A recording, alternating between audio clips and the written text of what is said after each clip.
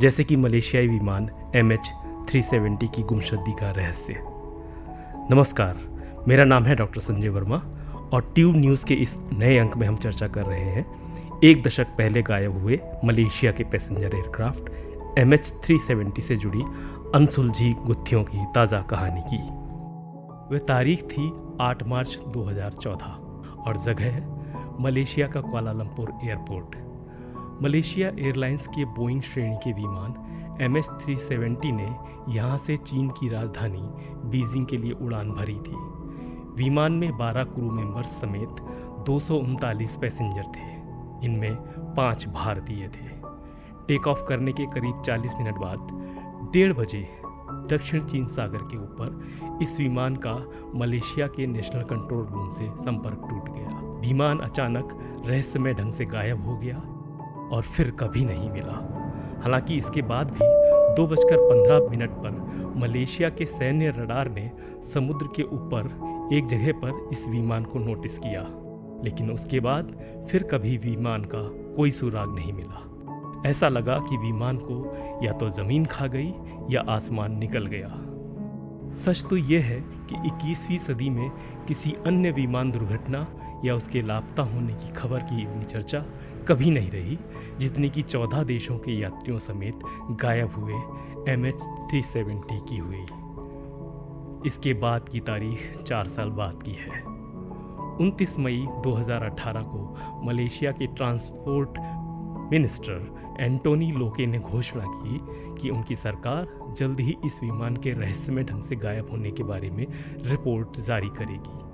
लेकिन इस ऐलान के कुछ दिनों बाद ही 30 जुलाई 2018 को 4 साल से जारी अंडर वाटर सर्च का वह खोज अभियान हमेशा के लिए बंद कर दिया गया, जो मलेशिया के सरकार के आधिकारिक अभियान से अलग निजी पैसे से चल रहा था। करीब 500 पेज की एक रिपोर्ट भी जारी की गई। इसमें कहा गया कि अफसोसनाक ढंग से इस विमान का कुछ पता नहीं चल सका है। विमान के साथ वास्तव में क्या हुआ था, यह तय नहीं हो पाया।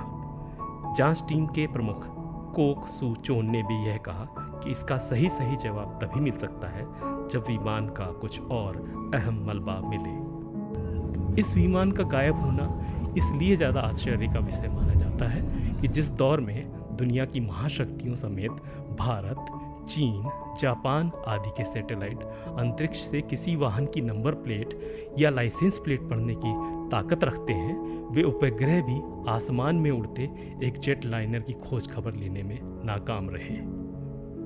मलेशिया की सरकार की रिपोर्ट में कहा गया कि विमान के लापता होने के बारे में ऐसे संकेत हैं कि जैसे किसी ने विमान के कंट्रोल से जानबूझकर छेड़छाड़ की थी। कोई था जो उसे तय रास्ते से अलग रूट पर ले गया, लेकिन ये पता नहीं चल सका कि ऐसा करने वाला कौन था। वैसे तो आगे भी ये जानने की कोशिश चलती रहेगी कि इस विमान की दिशा क्यों बदल गई, वह तय रूट से हजारों मील दूर रास्ते पर क्यों चला गया। रिपोर्ट से जुड़े विशेषज्ञों का कहना है कि किसी ने विमान का रूट बदलकर उसे हिंद महासागर के ऊपर करने से पहले विमान का ट्रांसपॉन्डर बंद कर दिया था। विमान MH370 से आखिरी बार संपर्क तब हुआ जब विमान के कैप्टन जहारी अहमद शाह ने मलेशियाई एयर स्पेस को छोड़ने से पहले गुड नाइट मलेशियन 370 कहा था। उसके बाद खामोशी छा गई, एक ऐसी खामोशी जो आज तक नहीं टूट पाई है। मलेशिया एयरलाइंस के इस बोइंग 777 विमान में 227 यात्री और चालक दल के 12 सदस्य थे। इनमें सबसे ज़्यादा यात्री यानी 153 यात्री चीन के थे। इसके अलावा खुद मलेशिया के 50, इंडोनेशिया के 7, ऑस्ट्रेलिया के 6 और भारत के 5 यात्री थे। अन्य देशों जैसे फ्रांस के 4, अमेरिका के 3, कनाडा, ईरान और न्यूजीलैंड के 2-2, नीदरलैंड, ताइवान और फिलहाल एक दूसरे से जंग कर रहे रूस और यूक्रेन में से हर एक का एक यात्री इस विमान में था। चीनी यात्रियों में ज़्यादातर चीन के साइंटिस्ट थे, इसलिए चीन सरकार का ध्यान भी लंबे समय तक इस विमान की खोज खबर लेने में लगा रहा। उड़ान पर निकला कोई विमान बीच रास्ते में गायब हो जाता है तो सबसे पहले पता लगाया जाता है कि कहीं खराब मौसम की वजह से वह हादसे का शिकार तो नहीं हो गया है।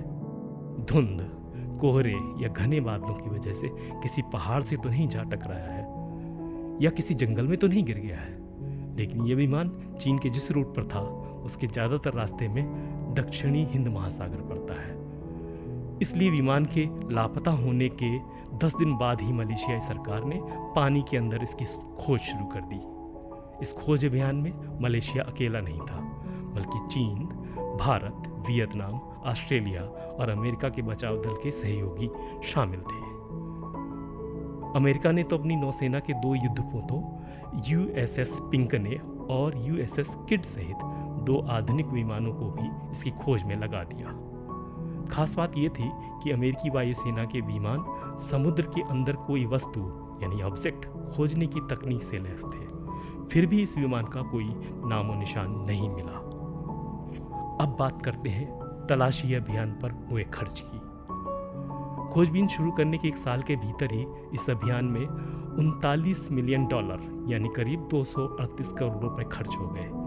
विमानन इतिहास के मुताबिक साल भर के अंदर हुआ यह खर्च 1998 की कनाडा फ्लाइट क्रैश मामले की जांच से भी ज़्यादा था।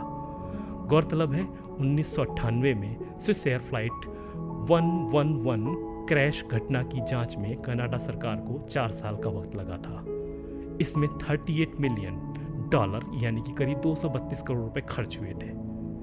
भारी भरकम खर्च को देखते हुए मलेशियाई सरकार ने कुछ समय बाद ही इस विमान की खोज बंद करने का ऐलान करते हुए कहा कि इसमें सभी यात्रियों की मौत हो चुकी है, लेकिन निजी पैसे से इसे खोजने के कई अभियान 4 साल तक जारी रहे।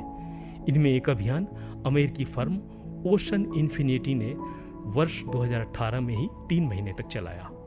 इसमें भी कुछ हासिल नहीं हुआ तो 29 मई को इसे मलेशियाई सरकार ने बंद कर दिया। इस अमेरिकी फर्म ने दक्षिणी हिंद महासागर के 1,12,000 वर्ग किलोमीटर क्षेत्र को खंगाल डाला था।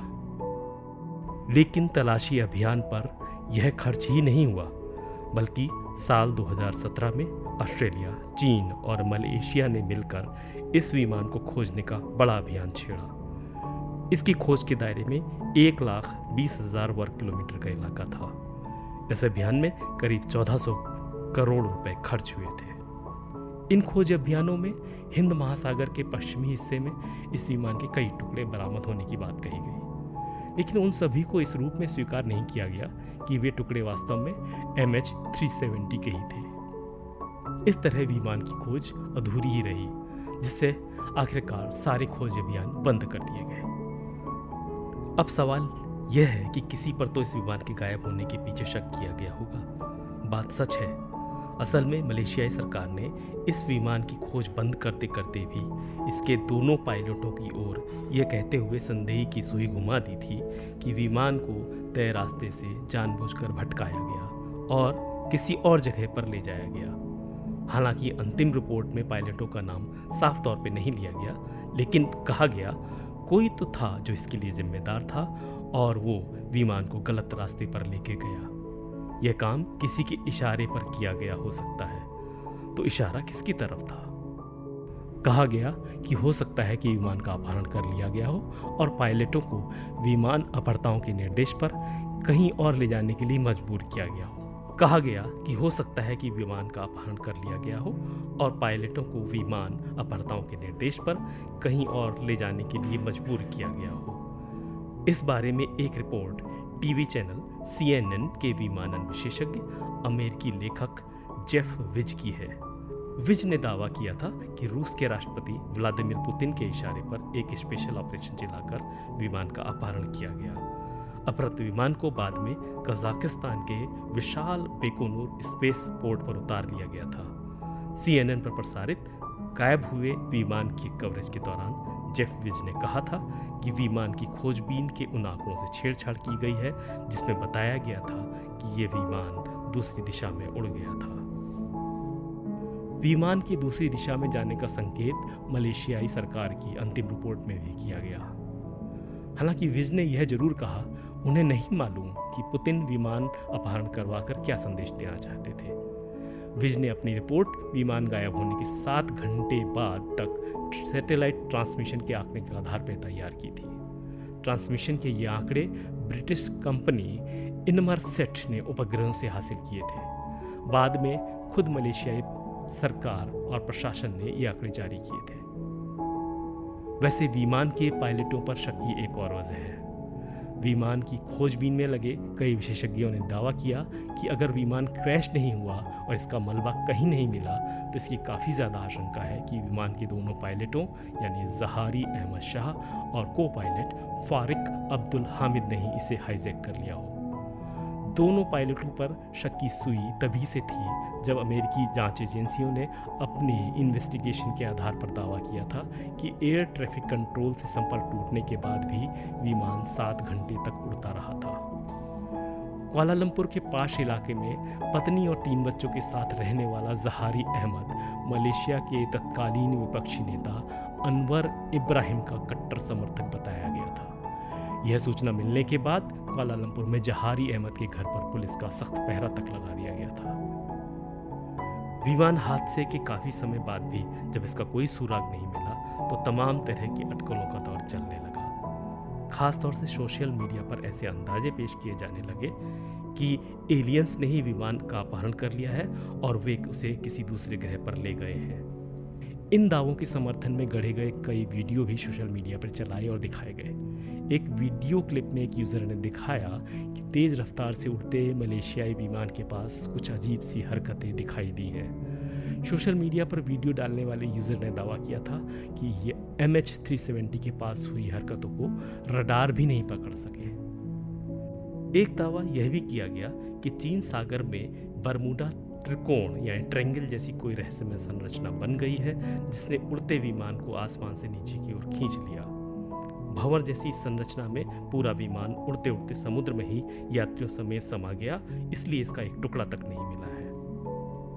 असल में इस कल्पना में उस बरमूडा ट्रायंगल का योगदान है जो नक्शे पर फ्लोरिडा, बरमूडा और प्योर्टो रिको के बीच पड़ने वाले अटलांटिक महासागर में त्रिभुजाकार क्षेत्र के रूप में विद्यमान है।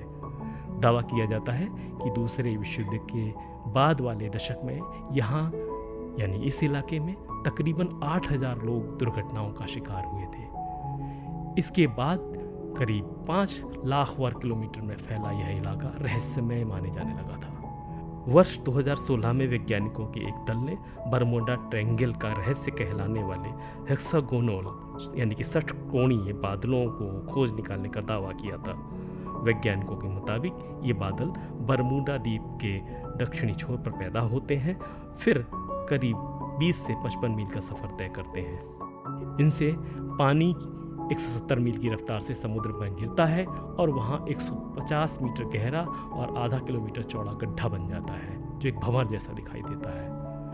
इस उठापटक के दौरान आसपास के इलाकों में इतनी ऊर्जा पैदा होती है कि कंपास क्या, विमानों और जहाज़ों की कई मशीनें तक खराब हो जाती हैं। हालांकि अब साइंस ने इन समस्याओं से निपटना सीख लिया है, इसलिए बरमूडा ट्रायंगल वाले इलाके में अब प्रायः ऐसी बातें नहीं होती हैं। अब लौटते हैं मलेशियाई विमान की गुमशुदगी वाले मुद्दे की ओर। यह विमान लापता हुआ तो खोजी अभियान चलाने के अलावा बाजार में इसके रहस्यों की था लेते हुए कई किताबें भी आ गईं। ऐसी किताबों में से एक थी MH370 द मिस्ट्री।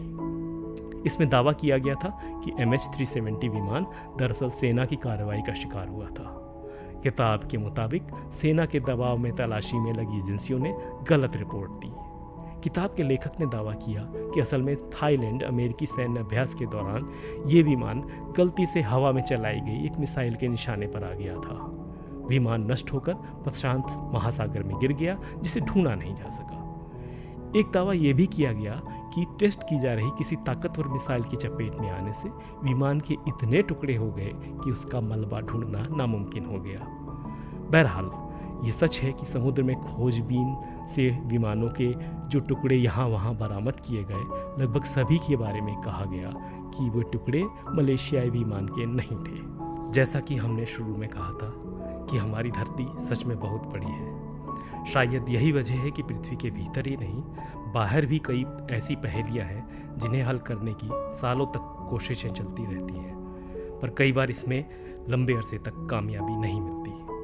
मुमकिन है कि एक दिन विज्ञान की मदद से ये सारे रहस्य सुलझा लिए जाएंगे, लेकिन जब तक इन सवालों के जवाब नहीं मिलते तब तक उनका अनसुलझा रहना और अनजाना रह जाना हमारी दिलचस्पी बढ़ाता रहता है। यह हमारे विज्ञान के लिए भी एक बड़ी चुनौती है। धन्यवाद।